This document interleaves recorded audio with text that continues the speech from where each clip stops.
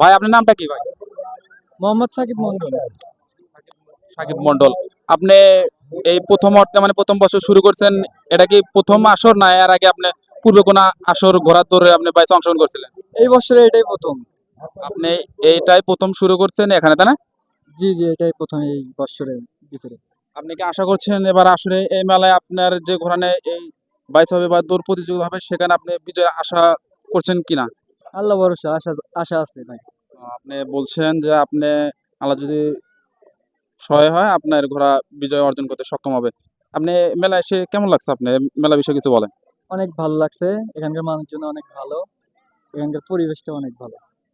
আপনি কোথায় এসেছেন? এই লোকেশনটা বলেন, এই গ্রামের নামটা বলেন।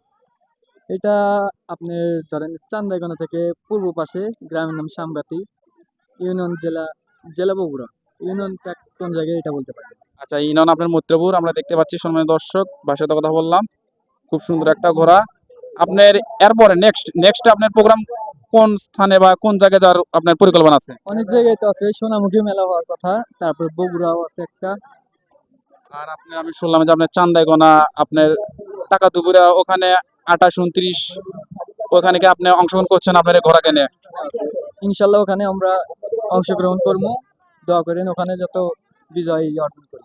তাহলে আপনি আমরা দেখতে পাচ্ছি সম্মানিত দর্শক, সোনার বাংলা অংশগ্রহণ করবেন টাকা দুপুরা মানু কাকার নেতৃত্বে সেখানে হবে এবার আসর। আপনি মনে করছেন এবার আসরে আপনার যে প্রত্যাশা করছেন বিজয়ের এটা সম্ভব? আপনি ঘোড়াকে খাওয়ান কি এবং কি পরিমাণ আপনি পরিচর্যা করেন? অনেক কিছু ভাই, এটা তো বলা যায় না। মানে এই বিষয়টা আপনার সিন্ডিকেট, তাই না? আপনি এই বিষয়ে বলতে যাচ্ছেন না? এটা বলা যাচ্ছে না। আপনার ঘোড়াটা এখানে একটু রাউন্ড দেন, রাউন্ড একটু দেখান। জি। আমরা দর্শক আমরা দেখতে পাচ্ছি রাউন্ড দিচ্ছে ঘোড়াটিকে। বাইটি সোনার বাংলার আমরা ঘোড়া দেখতে পাচ্ছি। টাইল হচ্ছে দৌড় পূর্ব মুহূর্তে আমরা দেখতে পাচ্ছি বাইটি তার ঘোড়াকে নিয়ে টাইল দিচ্ছে।